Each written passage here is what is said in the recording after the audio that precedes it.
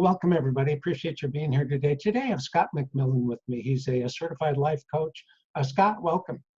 Hey, thanks, Tim. Glad to be here, man. This is really good. I'm glad you're doing these. Absolutely. Thank you. Hey, I know that you've got a real passion for helping folks with the hero's journey.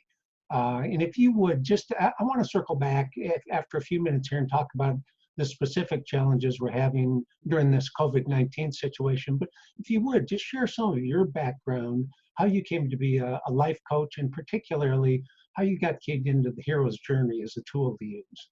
Yeah, great. Thanks. Well, I'll just kick it off by saying that in my book, Be the Hero of Your Life, which I published last year, this really was the catalyst for me really getting into the hero's journey. But the story goes, I cover in the book, is that I was just going through some rough times, a few years ago, and just trying to figure it out. And I have a degree in psychology, although I haven't really used it up until this point. I've gone into business and different business opportunities. But as I was going through this, I was really researching, like, why am I suffering so bad? What can I do to get my life sort of unstuck? I was just in a rut, basically. And so I started journaling a lot. And I was reading about a lot of different things at the time, trying to figure some stuff out. And I ran across this guy named Joseph Campbell, who is the father of what's called the hero's journey. If I can, Yeah. I apologize for cutting you off, but yes, Joseph Campbell. I've written some screenplays. I've dabbled in writing screenplays. Yeah. So of course, Joseph Campbell from back in the 40s or 50s, Right.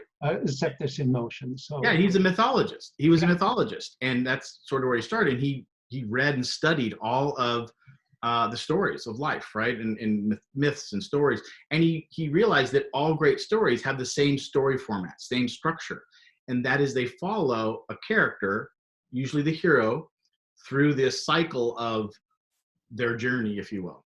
And if you follow that structure, that's what makes a really good story. And so he put this out and he started to talk about it, and then Hollywood kind of got a hold of that, and they said, well, this is a great structure format for a really good movie. And it is. And so all the great movies that we see today are based on the hero's journey story format. And so what's interesting about it is, so you've got the hero, right, that you're following along. Well, this first stage, and there's 12 stages of the hero's journey that Campbell articulated. And the hero, they don't know they're a hero. So stage one is the ordinary world. So they don't know they're a hero. They're just living their life, hanging out, doing their thing, right? And something happens to them in their life, either catastrophic, or there's a calling or a knowing, and they've got to get out of their comfort zone. And that's the call to adventure. And so something calls them to go out of their comfort zone and to take their journey. The third stage, I'm not going to go through all of them, but the first four are really important. The third stage is refusal of the call. So we're afraid. The hero's afraid to make a change. They don't know what's out there, and they don't want to get out of their comfort zone. So they refuse the call. And then they meet some mentors that give them some power and some skills. And then finally, they cross the threshold in stage 5. And that's the crux of the basic hero's journey. Now, of course, you go through the whole 12 stages and you come back home. So what I had done is, for some reason, I was suffering, and I came across the hero's journey. I thought, that's really interesting, because when I watch movies and I'm following the hero, it's like I feel really empowered, like I'm connected to that in some way. So I realized I'm the same as that person on the screen. I've gone through all these stages myself. And so I put my life into the 12 stages. I mean, I literally said, okay, here's stage 1. What was my life like? And I picked a period of my life from about 40 to 55, basically. And I went through all 12 stages. And so the book kind of came out because I said, I think this will be a book, could be a book. And so I wrote the book. And during that process, I realized that this is what I'm really passionate about. And I've always wanted to sort of help people with my gifts, but I wasn't sure how to do it. So I thought I'll become a life coach, and I got certified.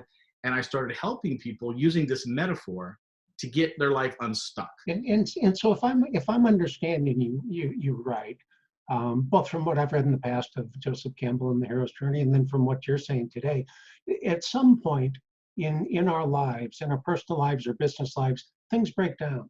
We have refused the call. We have refused to step into our role as our own life's hero. And if I'm hearing you right, that's where you help folks. You help them identify where that breakdown is and help them move through those stages so that, in fact, they can be successful personally and professionally. Yeah, exactly. And really, and my coaching method in the book is broken down really into two stages. The first part of the book is all about the hero's journey, understanding what it is, sort of on a philosophical, mythological way. And then I use my life as an example to help people understand that if they put their life into these 12 stages, they're going to understand themselves better than they ever have. Because when you look at it in sort of this critical view of what was going on in my ordinary life before something happened that forced me out of that, what was going on? And then you move into that next stage. What was going on in my life in that stage? So you realize, and it's simple, but you realize very clearly that who you are today is obviously built up of what you've gone through in your life, what decisions you made, how you handled those. And so when you look at it this way, you get a really good picture of, okay, here's who I am, and based on what's happened in my life. Well, the second part of the book is, well, now that I know myself really well, how do I live my dreams? How do I get out of this rut and achieve the goals and the dreams that I've been trying to achieve, but just haven't been able to get there? And so at this part, I realized that it's about limiting beliefs. It's about something sabotaging us and holding us back. So I go into some detail, and I pull out some basic psychological theories of just going back and saying, what are those limiting beliefs that are false, but I believe them, and somehow they come out as an adult and block me, sabotage me. And then I turn those around into positive, affirmations. And then I teach people how to do meditation and visualization to lock in these new ideas, behaviors, and thoughts. And so it's not that complicated, but it's powerful if you put it all together. And so that's what I work with people. Yeah, and again, with your knowledge, your expertise of that, you can serve as a guide for folks through this process. Yeah, yeah, and it's a fun, the hero's journey is a fun way, and it has always been looked on. Even Joseph Campbell talked about it's more than just these myths and stories. It's about our personal life, because the reason we identify with movies so much is because, and stories, is because that's who we are at our essence. We are people that move through journeys, and when we see this on the screen, we can identify that. And so, if you haven't watched movies like this before, I would challenge the viewers to, next time they go see a movie, look for the hero's journey. Look for that hero before they were a hero. What was going on in their life? It was just their normal life. And then something happens, right? Then they have to make a change. How did they do it? How did they handle it? What happened? What kind of battles did they have to fight?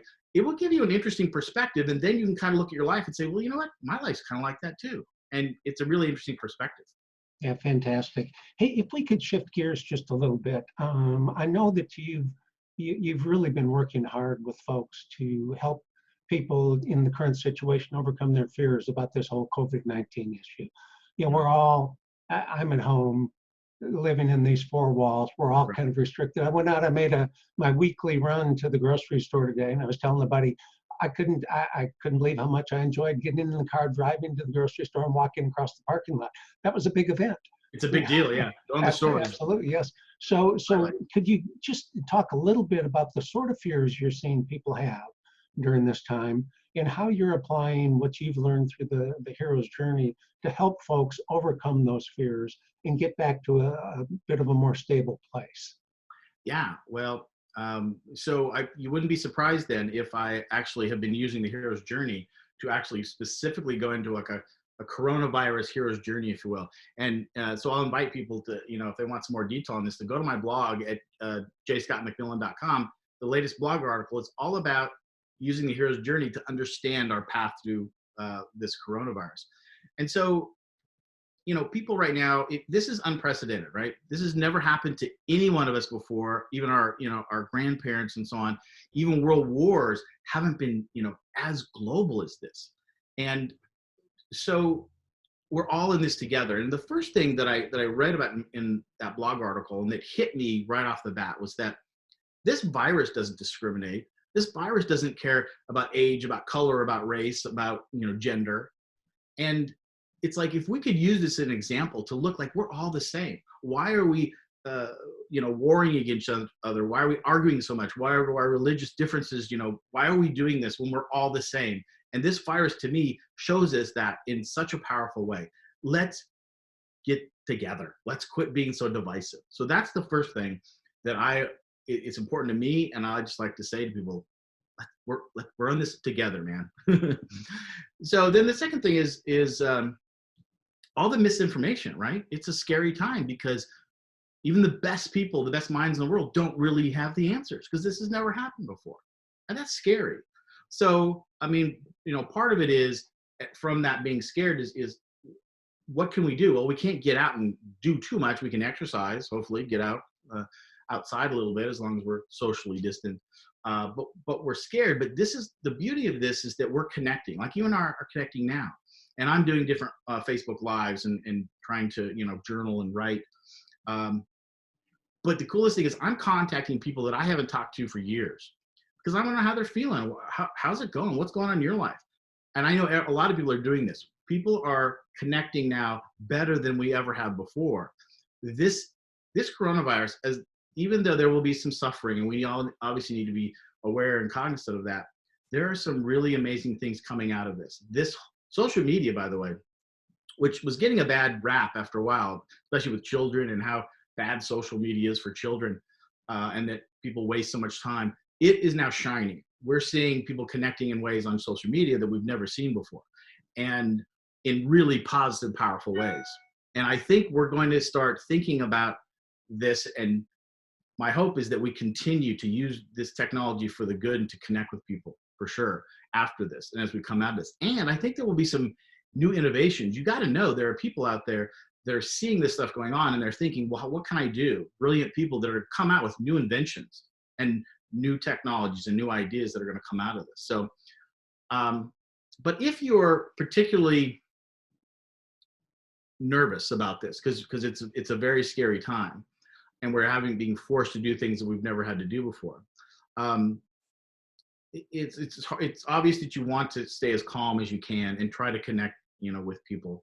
And that's what I'm just trying to do is connect with people, remind them that there are a lot of good things that are coming out of this. Double down on meditation. People ask me sometimes, like, what's the one thing if you could say? I would say try meditation if you haven't. And if you have, double down. That's what I'm doing. I'm trying to double down on my meditations. So I'd be curious about you, Tim. What are you what are you doing? What do you see about this? The good, the bad, the ugly of this? I don't have the background that you do for counseling, but like you, I'm reaching out to folks. One of the reasons I've been doing these video chats with folks, you're my 9th or so that I've done. I'm going to continue to do these, is because I found myself at home, isolated, out of touch with my normal friends, my normal network. And I woke up one morning and thought, you know what? I can do this. I can stay in touch with people. And not only is it good for me and gets me motivated each day, but it allows me to talk with folks like you who have something to add to the conversation, something positive to add to the conversation during this challenging time. Yeah, I think that's the beautiful part. It's like, for all of us, because we're all feeling this. And I do think that's the other good thing is that we all want to help. What can we do? But we're stuck in our houses. So, the normal things we do, maybe volunteering or going, giving dinners out or something like that, we can't really do that. So we're all searching for ways, and I'm sort of in the same boat. I'm like, I got to get online and offer, some tips and techniques and stuff that I've learned, through my coaching. And I'll tell you, it's interesting too, is it's okay for us to feel vulnerable right now. When Y2K hit and 9/11 hit, those pretty global type events took me down big time. I was very stressful, very anxious, watching the news all the time. And it just was that I hadn't prepared really for that, and I didn't know how to react to it. And for me personally, I've been working and preparing. And so for this particular situation, I'm actually feeling empowered because it's like, okay, I've been working on some things. Now I can use those gifts that I worked on to try to help.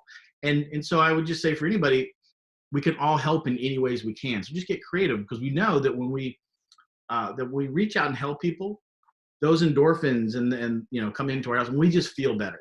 So however you can do it, call somebody, that's powerful. Helping others is sort of the miracle built into us that makes us feel good and helps people also.